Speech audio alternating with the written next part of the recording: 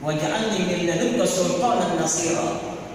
Aku jadikan diriku kata Allah sebagai backing buat orang yang ahli tahajud. Ahli tahajud. Dan sholat satu-satunya yang pahalanya Allah sebut dalam Quran, doanya Allah sebut dalam Quran, hanya sholat tahajud. Ya, pahalanya mana? Wa ba'ashu maqama mahmuda. Orang yang tahajud akan Allah posisikan dengan posisi yang apa? Yang mulia. Dunia dia mulia, apalagi di negeri akhirat. Di dunia dia mulia. Ya. Sedangkan doanya, jadi kalau Bapak tahajud, tolong setelah tahajud dalam sujud Pak dibaca itu doa.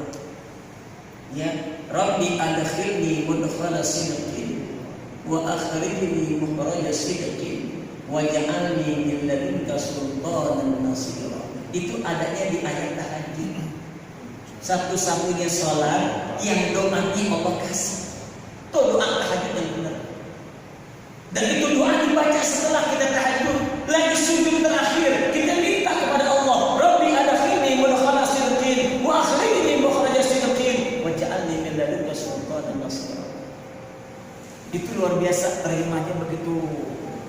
Ya, luar biasa. Rabbi adkhilni mudkhala sidqin. Ya Allah, masukkan aku ke dalam masuk yang baik. Artinya mulaikan hariku dengan hari yang apa? Yang baik, yang ceria, yang penuh keberkahan. Wa akhrijni mukhraja sidqin, dan keluarkan aku akhiri hariku ini dengan juga yang baik. Waj'alni min ladunka sultanan nasira, dan engkau jadikan diriku ya Allah sebagai pendamping untuk diri. Orang yang tahajud di-backing oleh Allah Subhanahu wa taala. Ketika kita zalimi orang yang tahajud, dia tidak marah, Allah yang apa? Yang turun. Itulah nikmat dan hebatnya sholat apa? Tahajud. Dan orang yang sholat tahajud, maka Allah akan datangkan rezekinya tanpa sulit dan susah. Ya, makanya kalau kita ingin gampang rezeki, rajin-rajin apa? Tahajud. Ya, wa yuqimus shalah, wa yuqimunas shalah, dirikan salat. Ya, kita perhatikan keluarga kita, wa'mur ahlaka bis shalah. Perintahkan anak-anak, perintahkan istri untuk mengerjakan apa? Salat. Satu kisah Bapak sebagai ibrah buat kita di dalam kitab Siyar Salikin di Syekh Abdul Samad Al-Falimbani rahimahullah rahmatul abrar. Ada satu kisah di zaman Nabi Isa alaihi salam. Nabi Isa alaihi salam seorang nabi yang senang mengembara. Satu waktu dia lewat di satu kampung. Kampung itu luar biasa, penuh dengan keberkahan, penuh dengan kelimpahan, gak ada yang susah, semuanya berkecukupan. Penduduknya sehat, sandang pangannya cukup, luar biasa, sejahtera itu kampung. Kenapa? Karena penduduk kampung tersebut begitu aktif menjalankan ibadah. Kaum bapaknya, kaum ibunya, anak-anaknya rajin ibadah kepada Allah. Kemudian 1 tahun berikutnya Nabi Isa lewat lagi di kampung tersebut, hancur, bagaikan ditimpa musibah, habis. Seperti habis Allah turunkan azab kepada kampung itu. Lalu Nabi Musa alaihissalam mohon kepada Allah, ya Rabb, ada apa dengan penduduk kampung ini? Tahun lalu hamba lewat, penduduk kampung ini begitu ceria, begitu sejahtera, begitu senang. Tapi sekarang hamba lewat, ini kampung sudah hancur. Apa yang terjadi ya Rabb? Melalui malaikat Jibril alaihissalam disampaikan, ya Nabi Allah Isa, ketahuilah bahwasanya penduduk kampung ini semuanya orang-orang ahli ibadah. Ahli ibadah. Makanya karena mereka ahli ibadah, Allah turunkan rahmat. Gak ada yang kekurangan, semuanya berkecukupan. Itu rahmat Allah. Ya. Tapi ketika ada satu orang datang ke tempat tersebut, musafir datang ke tempat dalam keadaan lemah, dalam keadaan lemas. Akhirnya diterima dengan senang hati, dikasih minum, dikasih makan, dikasih pakaian, dikasih tempat istirahat. Tapi saya penduduk kampung ini enggak perhatian kepada sang musafir yang cuma 1 orang. Ketika mereka ibadat, musafir tidak diajak ibadat. Terus dibiarkan seperti itu, terus dibiarkan seperti itu. Akhirnya lantaran satu tidak ibadat, Allah murka, satu kampung habis. Ditimpa adab oleh Allah. Wattaqu fitnatan la tusibanna alladziina zalamu minkum khassah. Takutlah kalian kepada satu adab yang ketika Allah turunkan itu adab bukan hanya menimpa kepada yang maksiat, kepada yang berbuat dosa, tapi semuanya secara umum. Logikanya yang gigit kita semua cuma 1. Digigit kita ambil bentol, kesal kita, pohon jamu kita tebang. Padahal yang gigit cuma 1, kesel kita. Akhirnya satu kampung tersebut kita apain? Kita bantai. Itu aja. Ya, yang kagak sholat cuma 1 anak kita.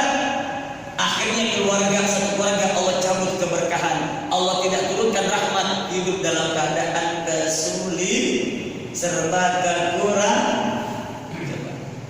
Ketika kita merasakan hidup ini sulit, yang perlu kita introspeksi. Adakah di antara keluarga yang tinggalkan sholat? Tanya, Bu, sholat gak? Sholat Pak? Nah, sholat gak? Sholat gak? Jangan membantu. Ternyata benar membantu. Enggak. Ya, kita sholat, istri sholat, anak-anak sholat. Gara-gara pembantu tidak sholat, maka Allah cabut keberkahan dari rumah tangga kita. Hidup kita kebelangsak sulit. Wa yuqimuna shalah. Jangan sampai ada di antara anggota rumah tangga kita yang berani meninggalkan sholat. Evaluasi. Kalau masalah sholat, suami harus tegas. Pulang kantor, pulang dagang, pulang kerja, yang pertama kali ditanya bukan, Bu, udah masak belum? Bukan, Bu, udah sholat belum? Asar udah sholat belum? Nah, udah sholat asar belum? Sholat yang ditanya, bukan yang lain. Yang biasakan tanya sholat.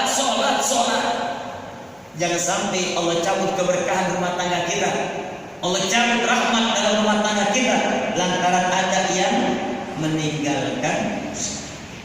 Yang ketiga, wa yutuna zakah. Yang keempat, wa yutuna zakah. Ya, kiat untuk mendatangkan rahmat. Adapun yang keempat, kita keluarkan apa? Zakat. Baik yang wajib namanya zakat fitrah atau zakat harta, atau yang sunnah namanya sedekah. Hati-hati, yang namanya sedekah ini luar biasa.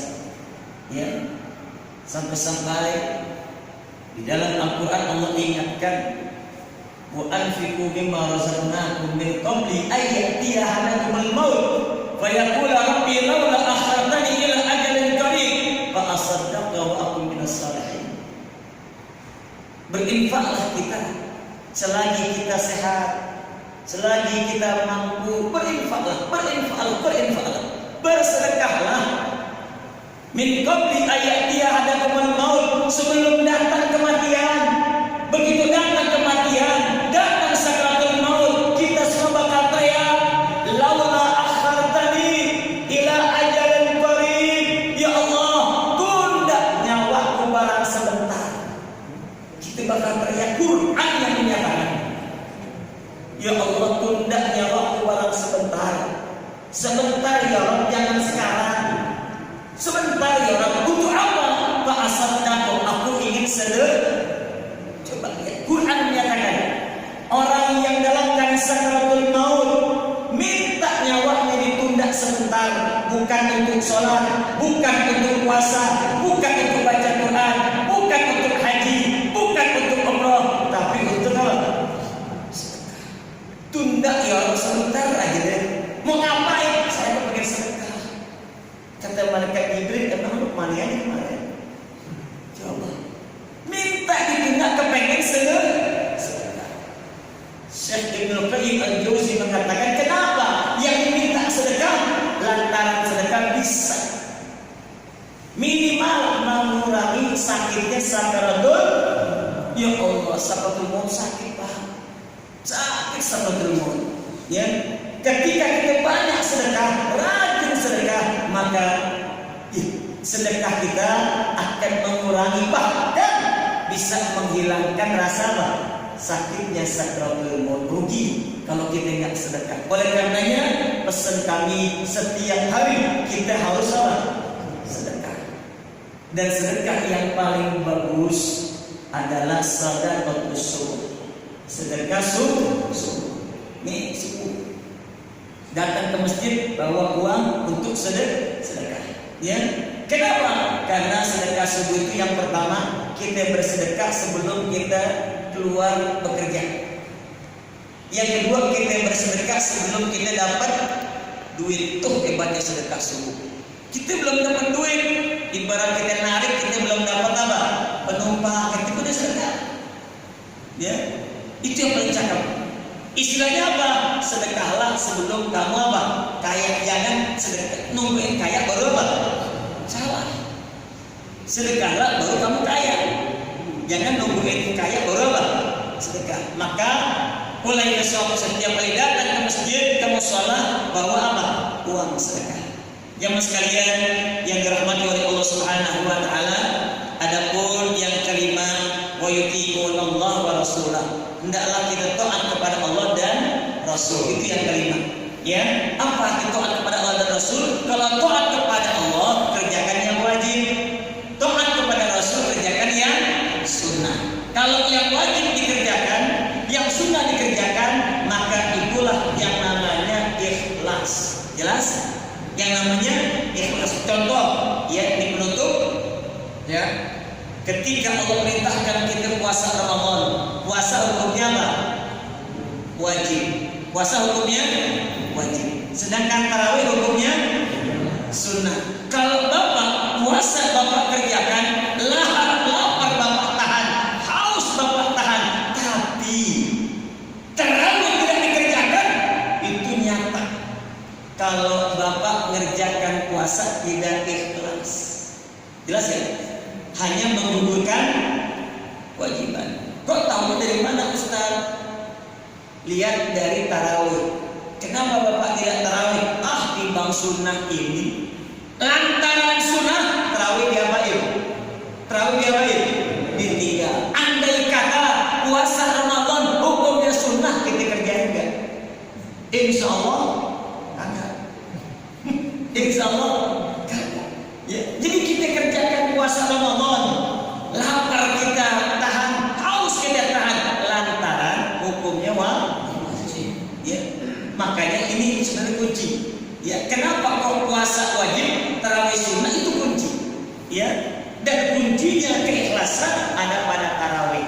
Kalau puasa kita kerjakan, tarawih kita kerjakan, berarti kita ibadah ikhlas karena.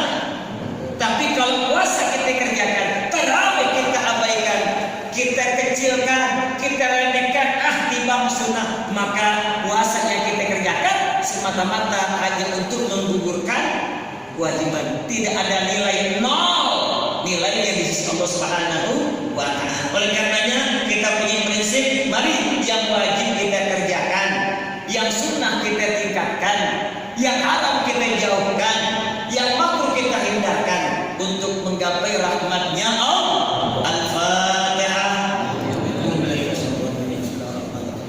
Alhamdulillah rabbil alamin arrahmanir rahim. Iyyaka na'budu wa iyyaka nasta'in. Shiratal ladzina an'amta 'alaihim ghairil maghdubi 'alaihim waladdallin. Amin.